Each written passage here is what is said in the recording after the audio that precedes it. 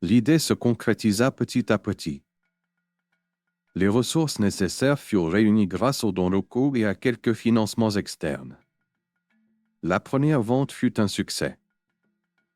Les produits artisanaux, du savon fait maison au tissu brodé, rencontrèrent un intérêt inattendu. Adjoa sentait que son rêve se réalisait, mais elle savait aussi que ce n'était qu'un début.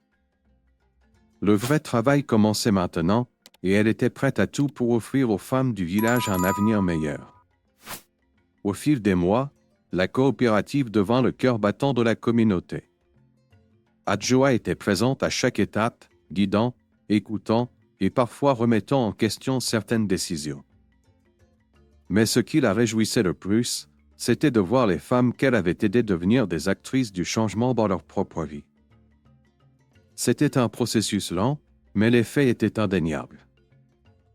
Des femmes qui, autrefois, se sentaient invisibles, prenaient désormais la parole lors des réunions, partageaient des idées novatrices et surtout, développaient une confiance en elles-mêmes qu'elles n'avaient jamais eue auparavant. Un jour, alors qu'elle supervisait une réunion, Adjoa remarqua un changement subtil dans le comportement de certaines d'entre elles. Elles n'étaient plus seulement des bénéficiaires du programme, mais des leaders à part entière. Une d'entre elles, Akosua, une jeune mère de 2 enfants, proposa d'ajouter des ateliers de couture dans le programme. Elle avait appris à coudre dans ses moments libres, et cela devenait une source de revenus pour sa famille. La proposition d'Akosua fut accueillie avec enthousiasme. Les femmes commencèrent à s'entraider de plus en plus. Elles se soutenaient dans leurs projets, partageaient des compétences et des ressources. Le village, jadis isolé, se transformait en un modèle de solidarité et d'autonomie. Adjoa observait ce changement avec une grande satisfaction, mais elle savait que beaucoup de défis demeuraient. Alors que la coopérative gagnait en popularité, Adjoa se retrouva face à des défis inattendus. Bien que le soutien local fût croissant, certains acteurs extérieurs se montraient plus réservés, voire hostiles.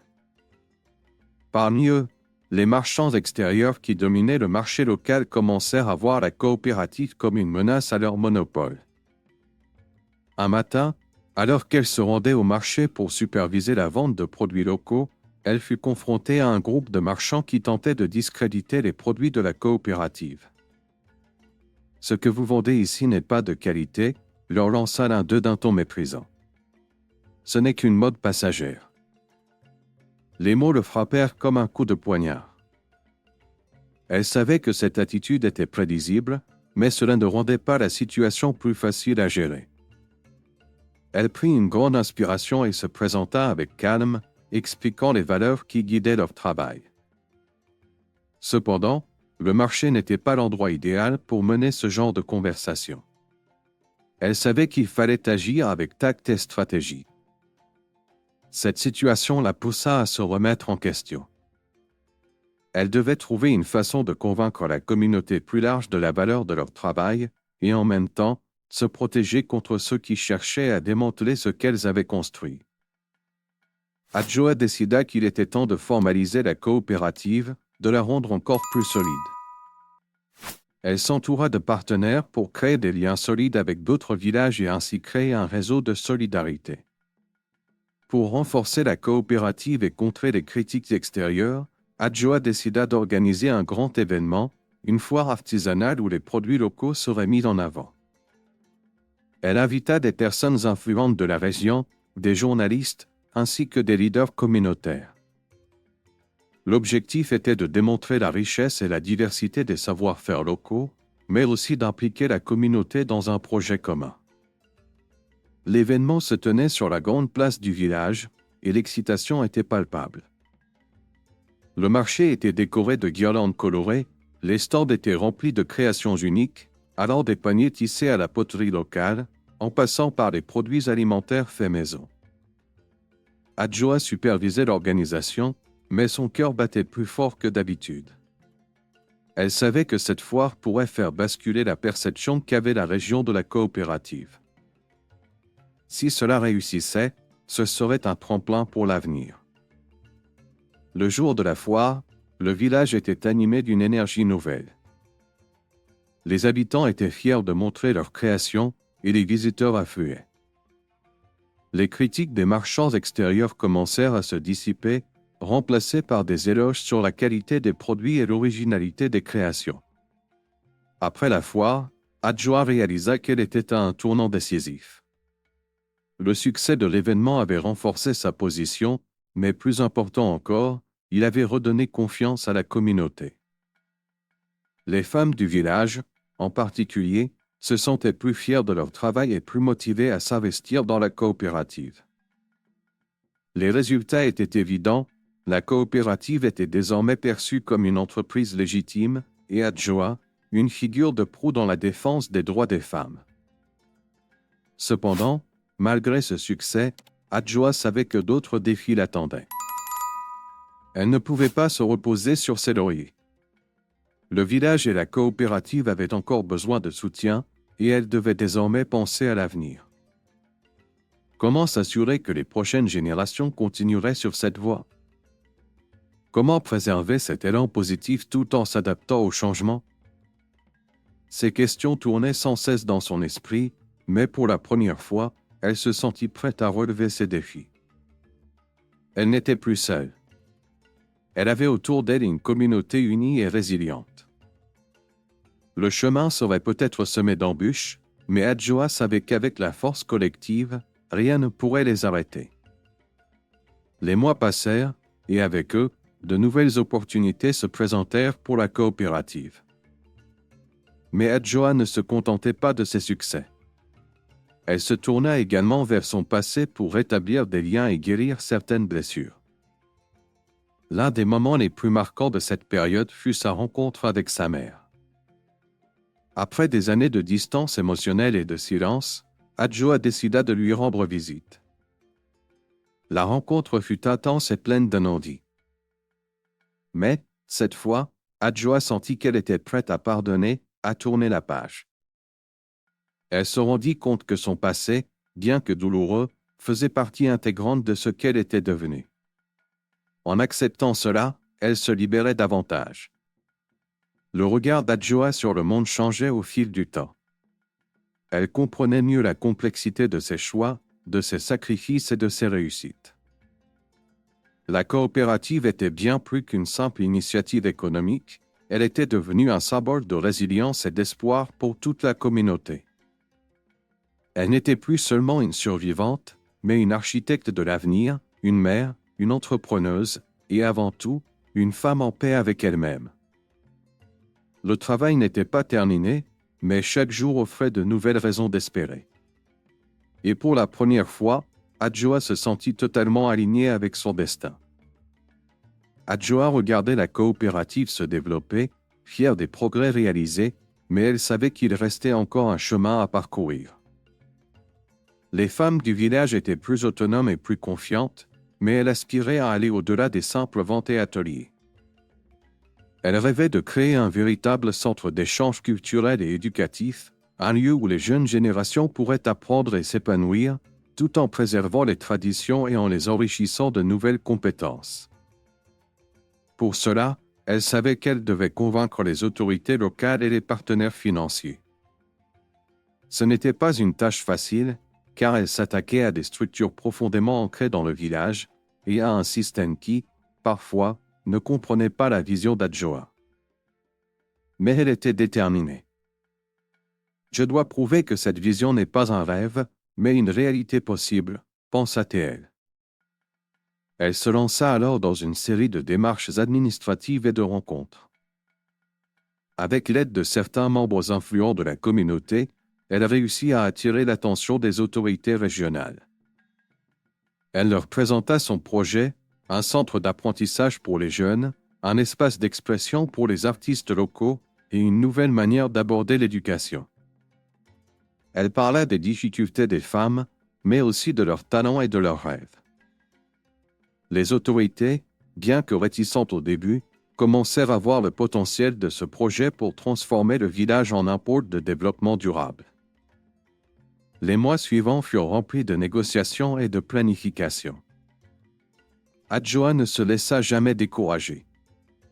Chaque pas vers la concrétisation de son projet était une victoire, et chaque obstacle était une opportunité d'apprendre. Le centre éducatif devint peu à peu une réalité, et le village commença à vibrer au rythme de ce nouveau souffle. Avec le soutien des autorités, la première pierre du centre d'apprentissage fut posée. Les travaux étaient longs et coûteux, mais Adjoa était prête à tout pour voir son rêve se réaliser. Les femmes de la coopérative, soutenues par l'enthousiasme de l'ensemble du village, participèrent activement à la construction du bâtiment. Certaines s'occupaient de la décoration, d'autres apportaient des matériaux, et plusieurs étaient en charge des tâches administratives. C'était un véritable travail collectif, et chacun avait un rôle à jouer. Adjoa supervisait chaque étape, en veillant à ce que tout se passe bien, mais aussi en restant proche des ouvriers et des bénévoles. Elle savait qu'ils étaient les pierres angulaires de ce projet et que leur motivation serait essentielle à sa réussite. Les défis ne manquaient pas, il y avait des problèmes logistiques, des retards dans les travaux, mais Adjoa garda son calme, persuadée que chaque difficulté surmontée renforcerait l'engagement de la communauté. Un jour, alors qu'elle inspectait le chantier, un ouvrier vint la voir. Il était un ancien ami d'enfance qu'elle n'avait pas vu depuis des années. Il lui sourit chaleureusement et lui dit « C'est incroyable, Adjoa. Je n'aurais jamais cru qu'un jour, ce village deviendrait un modèle pour d'autres. » Les paroles de cet homme la touchèrent profondément. Ce projet n'était pas seulement le sien, mais celui de toute une communauté qui s'était unie pour créer quelque chose de plus grand que la somme de ses parties. Elle se tourna vers le chantier, son cœur empli de fierté. Chaque brique posée, chaque geste était un symbole de la résilience et de la force du village. Le jour de l'inauguration du centre d'apprentissage arriva enfin. Le village était en effervescence et une grande fête était organisée pour célébrer ce moment historique. Les enfants couraient joyeusement autour du centre, les femmes étaient fières de montrer leur création et les hommes se regroupaient pour discuter des projets à venir. Adjoa se tenait près de l'entrée, écoutant les rires et les voix vibrantes, consciente que tout cela était le fruit de son travail acharné. La cérémonie d'inauguration débuta par un discours d'Adjoa, dans lequel elle rappela le chemin parcouru et exprima sa gratitude envers tous ceux qui avaient contribué à ce projet. Ce centre n'est pas seulement un bâtiment, dit-elle, c'est le symbole de notre unité, de notre capacité à transformer nos vies et notre avenir. Les invités, dont des représentants des autorités locales et des journalistes, applaudirent chaleureusement. Adjoa se sentit émue, mais également emplie de reconnaissance envers ceux qui avaient cru en elle. Les femmes du village avaient fait leur part, et le village tout entier semblait vibrer d'une énergie nouvelle. Les enfants entrèrent les premiers dans le centre, qui était désormais un espace d'apprentissage, de créativité et de croissance. Les ateliers étaient prêts, les espaces pour les cours étaient aménagés, et Adjoa savait que ce lieu allait être un point de départ pour de nombreuses carrières et réussites futures. Ce jour-là, elle se rendit compte que son rêve était devenu réalité, non pas grâce à son seul travail, mais grâce à la force collective et à la volonté d'un village tout entier. Le centre d'apprentissage était plus qu'un lieu physique, c'était un catalyseur de changement, une véritable métamorphose pour toutes les personnes impliquées. Alors que le centre fonctionnait à plein régime et que les femmes du village gagnaient en autonomie, Adjoa se retrouvait confrontée à un paradoxe.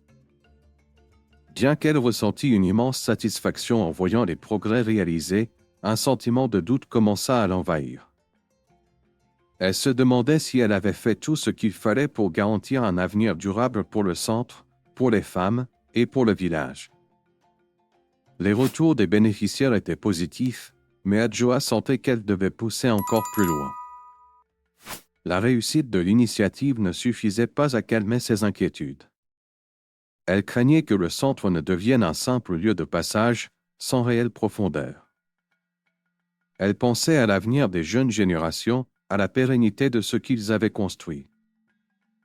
Comment faire en sorte que ce lieu ne soit pas seulement un rêve éphémère, mais un pilier stable sur lequel les générations à venir pourraient s'appuyer? Un soir, après une longue journée de travail, elle s'assit seule dans son bureau, les pensées enchaînées. Elle comprit qu'il était temps de sortir de cette phase de doute. Elle devait de nouveau se réengager pleinement, mais cette fois, avec une approche plus réfléchie et stratégique. Elle décida d'élargir les horizons du centre, d'attirer des experts et des formateurs, de renforcer les partenariats extérieurs pour garantir sa croissance. Adjoa savait que ce chemin serait difficile et semé d'embûches, mais elle se rendit compte que les vrais défis n'étaient jamais terminés. Ils étaient simplement des étapes à franchir pour arriver à une nouvelle compréhension du monde et de soi-même. Elle était prête à poursuivre ce voyage, fortifiée par l'expérience et le soutien de sa communauté. Cliquez sur la vidéo à droite de l'écran pour voir la suite. N'oubliez pas d'aimer, de vous abonner et de commenter pour ne rien manquer. À bientôt pour la suite.